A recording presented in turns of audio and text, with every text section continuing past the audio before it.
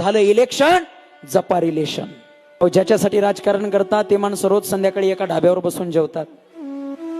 ज्या पक्षाचं तुम्ही काम करता ते माणसं कधी कोणत्या पक्षात जातील याची गॅरंटी नाही. सकाळी राष्ट्रवादी तर संध्याकाळी काँग्रेसमध्ये असते.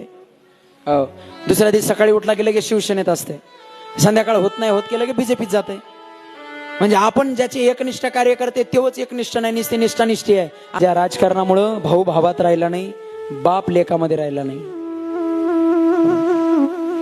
तुम्ही राजकारण करता, ऐका, राजकारणामुळे आज भाऊ भावाचा वैरी झाला, बाप लेकाचा वैरी झाला. अहो ज्याच्यासाठी राजकारण करता ते माणसं रोज संध्याकाळी एका ढाब्यावर बसून जेवतात. ज्या पक्षाचं तुम्ही काम करता ते माणसं कधी कोणत्या पक्षात जातील याची गॅरंटी नाही. सकाळी राष्ट्रवादी तर संध्याकाळी काँग्रेसमध्ये असते. दुसऱ्या दिवशी सकाळी उठला गेलं की शिवसेनेत असते. संध्याकाळ होत नाही होत गेलं की बीजेपीत जाते. म्हणजे आपण ज्याचे एकनिष्ठ कार्य करते तेवढंच एकनिष्ठ नाही, निष्ठी निष्ठानिष्ठी आहे. आणि आपण त्या माणसांसाठी आपल्या भावासोबत वैर करतो. मी नक्कीच सांगेल, राजकारण केलं पाहिजे, इलेक्शन केलं पाहिजे.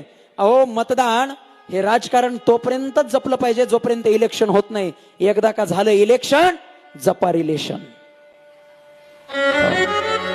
इलेक्शन झालं, मतदान झालं, सोडून द्यायचं तिथल्या तिथं आणि आपलं प्रेम, आपला भाऊ, आपली माय, आपला बाप त्यांच्यासोबत आहे असं राहायचं.